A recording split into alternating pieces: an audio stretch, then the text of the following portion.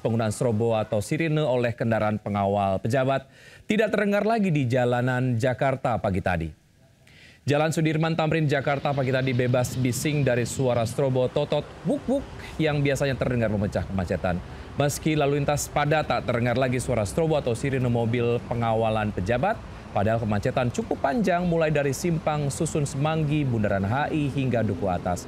Hal serupa juga terjadi di Jalan Gatot Subroto, Jakarta Selatan. Meski lalu lintas padat, tapi tidak terdengar suara sirine mobil pengawal seperti hari biasa. Sebelumnya penggunaan strobo dan sirine oleh kendaraan non-darurat menuai protes luas publik. Bahkan muncul gerakan stop totot buk-buk di media sosial. Kakor Lantas Polri Irjen Agus Suryo Nugroho menegaskan penggunaan strobo telah dibekukan sebagai respon atas protes masyarakat. Pengawalan terhadap kendaraan pejabat tetap dilakukan namun tidak lagi menggunakan strobo. Dan bahkan saya Kakor Lantas saya bekukan untuk pengawalan menggunakan suara-suara itu. Karena ini juga masyarakat terganggu, apalagi padat, ini kita evaluasi biarpun ada ketentuannya.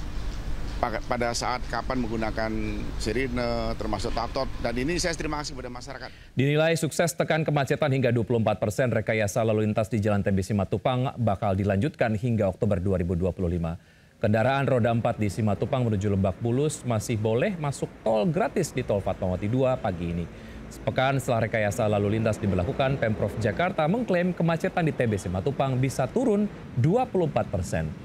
Kendaraan yang semula berjejal di jalan arteri dialihkan sebagian ke jalan tol. Rencananya rekayasa lalu lintas ini berlanjut hingga Oktober 2026, maksud kami 2025, seiring target selesainya seluruh proyek galian di Jalan TB Simatupang. Pemirsa, terhitung mulai Oktober 2025, Pemprov DKI Jakarta menaikkan insentif bagi Ketua RT dan RW di Jakarta hingga 25%. Ketua RT yang awalnya mendapatkan insentif 2 juta, kini mendapatkan 2,5 juta rupiah per bulan. Sementara Ketua RW dari 2,5 juta menjadi 3 juta rupiah lebih. Wakil Gubernur Jakarta Rano Karno menyatakan jika insentif Ketua RT dan RW mulai Oktober 2025 naik 25%. Kenaikan insentif ini juga dimasukkan dalam anggaran pendapatan dan belanja daerah perubahan APBDP DKI Jakarta. Namun ia mengaku jika besaran kenaikan ini belum sesuai dengan janji kampanye Pramono Rano pada kampanye Pilgub 2024 lalu, di mana akan melipat gandakan insentif RT/RW. Kenaikan nantinya akan dilakukan secara bertahap agar sesuai kemampuan fiskal daerah. Sementara itu di Jakarta jumlah pengurus RT mencapai 30.894. Sementara RW tercatat 2.741, sehingga rencana penggandaan insentif masih realistis dilakukan. Kenaikan ini diharapkan bisa meningkatkan semangat pengurus RT dan RW dalam menjalankan tugas pelayanan masyarakat, mulai dari pendataan warga, pengelolaan lingkungan, hingga menjadi jembatan komunikasi antara masyarakat dengan pemerintah kota. Tim Liputan iNews melaporkan.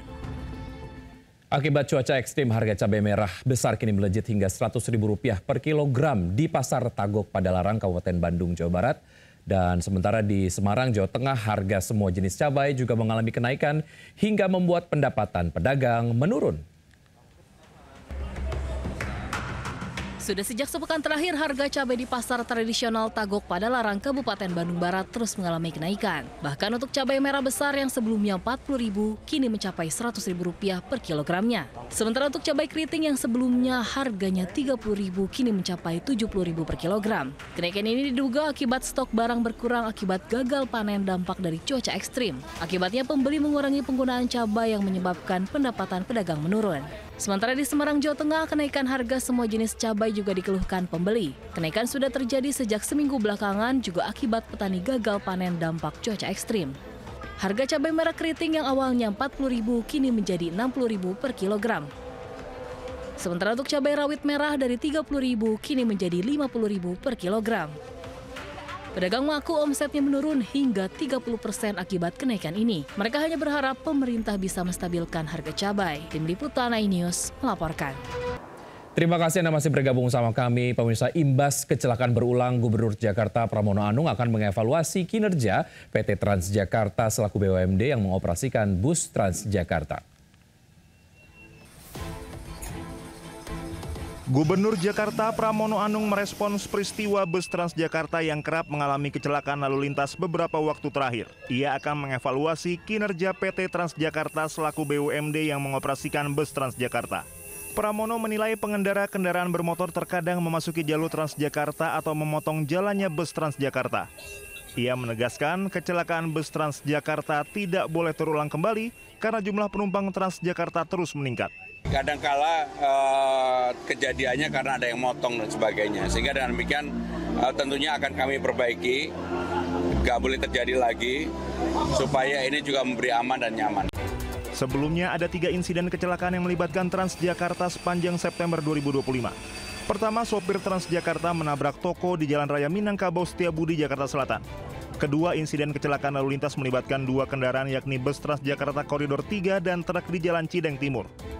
Kemudian bus Transjakarta rute Koridor 11 Pulau Gebang Kampung Melayu mengalami kecelakaan dan menabrak pengendara mobil, motor, hingga rumah toko di wilayah Cakung, Jakarta Timur. Tim Liputan Anyus melaporkan. Puluhan anggota perguruan silat diamankan polisi usai konvoi ugal-ugalan di Kabupaten Tuban, Jawa Timur. Aksi para pelaku itu sangat meresahkan warga.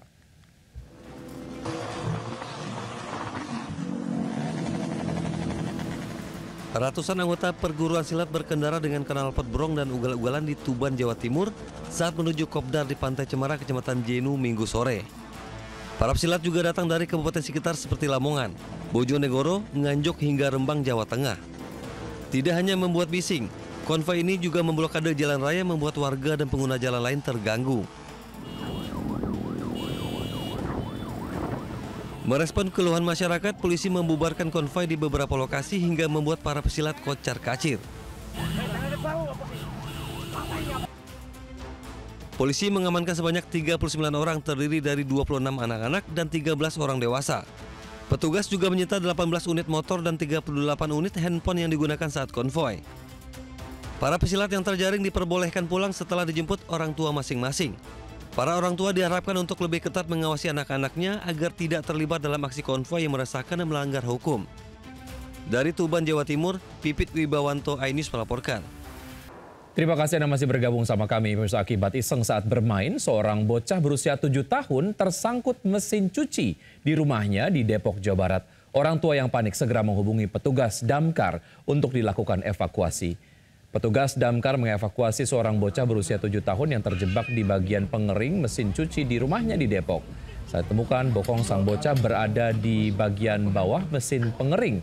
Korban ketakutan karena tidak bisa melepaskan diri, sementara orang tuanya panik. Korban bisa masuk ke mesin pengering awalnya dari iseng saat bermain. Sebelumnya orang tua dan tetangga sudah berupaya mengevakuasi korban, namun tidak berhasil. Akhirnya diputuskan untuk menghubungi petugas damkar. Tak butuh waktu lama, korban segera dievakuasi dan diangkat petugas. Tubuh korban yang terjebak di mesin pengering bisa diangkat dalam waktu 10 menit oleh 4 petugas damkar. Menteri Pendidikan Dasar dan Menengah Abdul Mukti tak masalah game Roblox menjadi program ekstrakurikuler atau ekskul di sekolah. Namun ia mengingatkan dampak negatif dari game.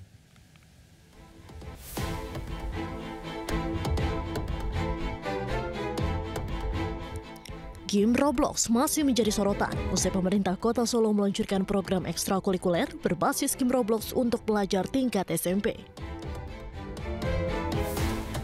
Menteri Pendidikan Dasar dan Menengah Abdul Mukti pun angkat suara soal hal ini. Ia menilai penggunaan game untuk metode pendidikan masih menuai pro dan kontra. Pada dasarnya, ia tak mempermasalahkan game Roblox menjadi program ekskul di sekolah. Namun Abdul Mukti juga mengingatkan dampak negatif dari penggunaan game ke dalam metode pendidikan. Kendati demikian, Mukti tak mempersoalkan kebijakan Pemkot Solo yang menerapkan game Roblox sebagai sarana program ekskul di tingkat SMP. Namun ia menekankan agar penggunaan game ke dalam metode pendidikan bisa dipertimbangkan dalam aspek kemanfaatan. Dari Jakarta, Tim Liputan iNews melaporkan. Inggris, Kanada, dan Australia secara resmi mengakui eksistensi negara Palestina. Pengakuan ini membawa implikasi diplomatik bagi negara Palestina.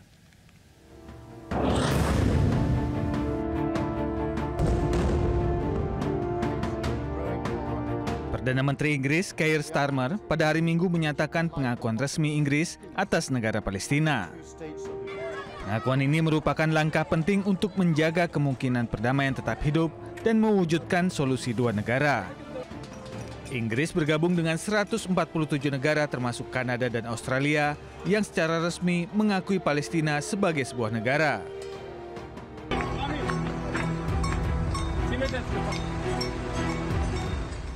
Pengakuan Inggris terhadap negara Palestina terjadi di tengah meningkatnya tekanan dari dalam negeri dan internasional.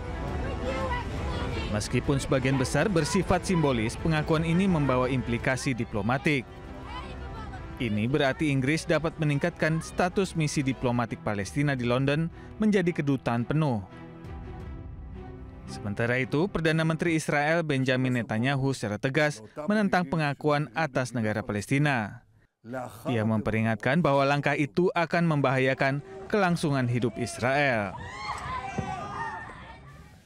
Pemirsa, dukung seputar iNews Siang dalam Indonesian Television Awards sebagai program news yang terpopuler. Caranya mudah, follow akun Instagram @IndonesianTV Awards, kemudian pilih postingan kategori untuk vote, like postingan tersebut, vote dengan cara komen di postingan kategori yang ada dengan format hashtag #VoteITA 2025 spasi kode nominasi. Satu akun hanya berlaku untuk satu kali vote untuk per kategori per hari. Anda dapat kembali melakukan vote keesokan harinya.